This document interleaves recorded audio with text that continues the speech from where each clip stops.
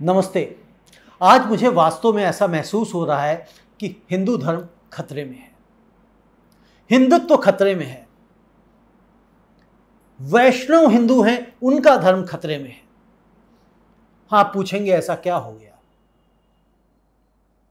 और यह जो आज सुन रहा हूं मैं, उसको लेकर मैं आहत हूं और मेरे जैसे ना जाने कितने लोग और आहत होंगे। उनके विश्वास को ठेस पहुंची होगी। हम अक्सर पिछले कई महीनों से, वर्षों से बीच बीच में सुनते रहते हैं कि फला होटल में फला व्यक्ति खाने में थूक के खाना परोसता है। कहीं अभी आ गया कि फला व्यक्ति जूस में पेशाब करके जूस दे रहा था। तो हमारे आप जैसे लोग जो हैं, जो इन चीजों का विशेष ध्यान रखते हैं, वो ऐसी जगहों से खाना पीना बंद कर देते हैं। और तो हम कुछ कर नहीं सकते, यही कर सकते हैं, बंद कर देते हैं। अब आज ये सुनने में आया कि तिरुपति बालाजी मंदिर, जो विश्व का सबसे अमीर मंदिरों में से एक है, बल्कि अमीर मंदिरों में से एक क्या, सबसे अमीर, सबसे रिचेस्ट टेंपल है, वहां से मिलने वाले प्रसाद में गाय की चर्बी के अंश पाए गए हैं, सूअर की चर्बी के अंश पाए गए हैं,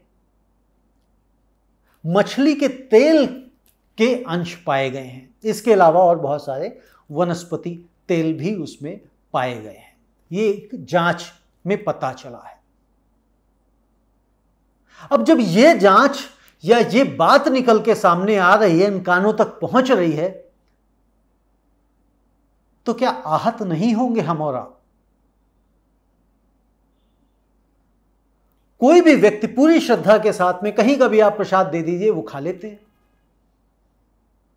हमारे तो एक मित्र हैं, वो कहते हैं कि अगर प्रसाद जूते में भी गिर जाए तो भी वो उठा के खा लेते हैं, इतनी श्रद्धा है। मेरे जैसा व्यक्ति जो कुछ ज्योतिषीय कारणवश बाहर से आपके द्वारा, किसी के द्वारा दिया हुआ प्रसाद ग्रहण नहीं करता है, लेकिन मंदिर से सीधे मिले हुए प्रसाद को श्रद्धापूर्वक ग्रहण करता हूं। लेकिन आज जो ये खबर आ गई है, उसके बाद क्या होगा? अगर ये खबर राजनीतिक फायदे के लिए भी चलाई गई है और आने वाले दिनों में मंदिर के पुजारी, कोई बहुत बड़े धर्मात्मा, बहुत बड़े हिंदू गुरु, शंकराचार्य, कोई भी आके कहें कि नहीं वो सब झूठ था, तो भी क्या वो विश्वास पुनः पनप पाएगा? ये सवाल है मेरा कि ये क्यों हुआ, ये क्यों हो रहा है। मैं उस पर बाद में आता हूं कि ये घटना सच है, झूठ है, वो बात की बात है। लेकिन सबसे पहले मेरे विश्वास को चोट पहुंची है, मेरी श्रद्धा तार तार कर दी गई है। मुझे नहीं लगता कि मैं कभी भी आने वाले समय में इस तरह से प्रसाद भी ग्रहण कर पाऊंगा जो मंदिर द्वारा दिया जा रहा है। खुद ही हो सकता है कि मैं खुद ही प्रसाद कहीं से, जहां से मुझे पता है कि यहां मिठाई अच्छी मिलती है, प्रसाद अच्छा मिलेगा, वहां से ले जाके खुद चढ़ाऊं और खुद वो प्रसाद ग्रहण करूं। वो तो हो सकता है, लेकिन मंदिर से मिलने वाले प्रसाद पे मेरा या मेरे जैसे ना जाने कितने और लोगों का विश्वास रहेगा या नहीं, यह सोचने वाली बात है। अब हम ये समझते हैं कि ये घटना क्यों घटी।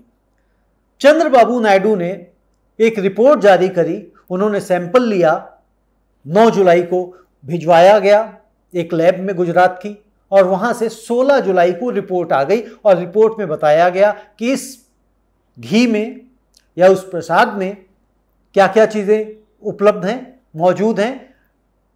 जो गाय की चर्बी है उसके अंश में मौजूद है, सूअर की चर्बी के अंश मौजूद हैं, मछली तेल का अंश मौजूद है, उसके अलावा बड़े सारे वनस्पति तेलों के भी अंश उसमें मौजूद हैं। वो 16 जुलाई को आई हुई रिपोर्ट को 2 महीने तक चंद्रबाबू नायडू जी दबा कर बैठे रहते हैं और फिर उसको आज उजागर करते हैं, कल उजागर करते हैं। 2 महीने वो रिपोर्ट क्यों रखकर बैठे रहे, उस पर वो क्या सोचते रहे, और यह जो उन्होंने आरोप निकल के आए हैं और ये जो आरोप लगाए गए हैं, क्योंकि उससे पहले जो मुख्यमंत्री थे रेड्डी साहब, वाईएसआर कांग्रेस के जगमोहन रेड्डी, कि यह टेंडर उन्होंने दिया था जिस कंपनी को, वह कंपनी मिलावटी घी बेच सप्लाई करता है मंदिर को।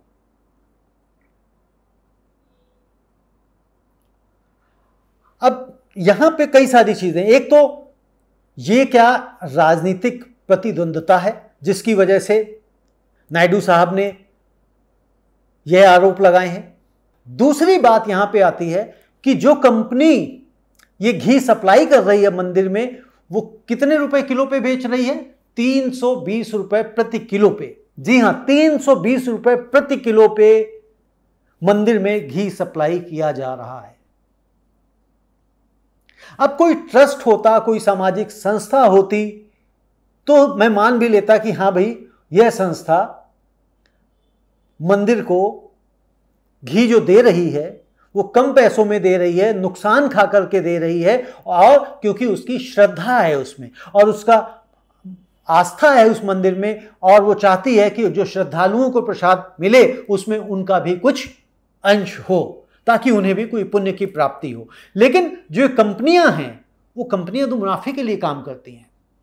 तो 320 रुपए प्रति किलो में गाय का घी कैसे मिल सकता है, इसकी कोई दूर दूर दूर दूर दूर दूर दूर दूर बहुत दूर तक संभावना नहीं है। तो इसमें तो कोई दो राय नहीं है कि उस घी के अंदर मिलावट है। किस चीज की मिलावट है वो बात की बात है। बात की बात मैं इसलिए कह रहा हूं क्योंकि जैसे कहा कि भाई लैब में रिपोर्ट आई है। अब ये इसलिए कह रहा हूं कि जो हमारे भारतीय जनता पार्टी के राष्ट्रीय अध्यक्ष हैं, जिनका 30 जून तक का कार्यकाल था, लेकिन अभी भी हैं क्योंकि अभी चुनाव नहीं हुए या जिस तरह का भी है वो बात की बात है, तो उन्होंने कहा है कि नायडू साहब से रिक्वेस्ट करी कि आप मुझे उसके सैंपल्स भेजें, हम FSSAI से जांच कराएंगे।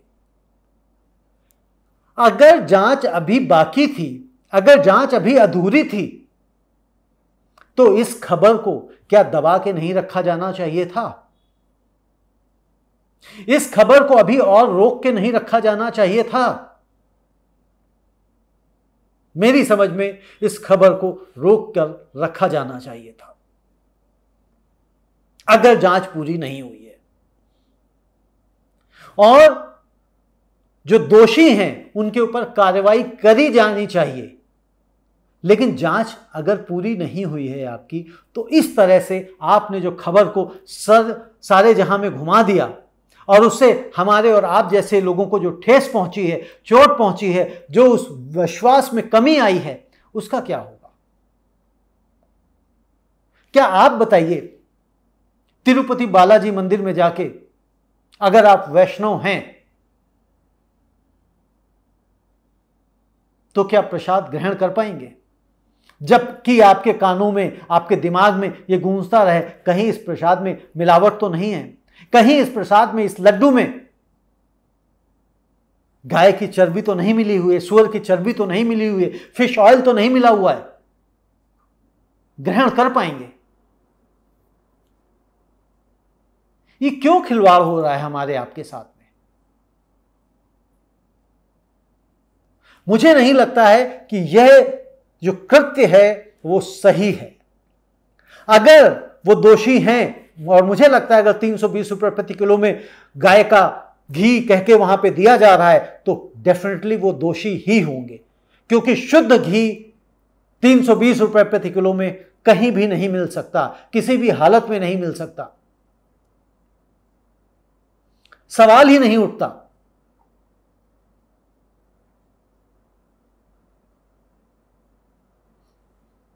अब इसके बाद एक बात और आती है, और ऐसे ना जाने जो कितने मंदिर हैं, वहां के प्रसाद के साथ क्या खिलवाड़ हो रहा होगा या नहीं हो रहा होगा। संशय तो बैठा दिया ना मन में। आप इस विषय पे क्या सोचते हैं? क्या रिपोर्ट को इस तरह से उजागर करना हम हिंदुओं के लिए, हम सनातनियों के श्रद्धा के लिए ठीक किया गया, सही कर्म था, या इस रिपोर्ट को अभी दबा के रखा जाना चाहिए था और पूरी जांच होने के बाद शायद, मुझे लगता तब भी उजागर ना करते, बल्कि संस्थाओं पे कार्रवाई करते,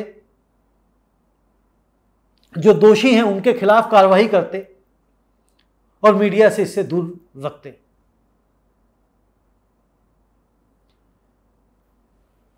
कई बार ये हो जाता है कि हमें सब कुछ पता रहना चाहिए, लेकिन हम ये जानते हैं कि हम तक सब चीजें, सब बातें नहीं पहुंचती हैं। उसी तरह से क्या ये एक बात भी नहीं दबाई जा सकती थी? जो हो गया वो हो गया। कम से कम हमारी आस्थाओं से तो खिलवाड़ नहीं होता, हमारे विश्वास को तो चोट नहीं पहुंचती, हमारा मन यूं आहत तो नहीं होता।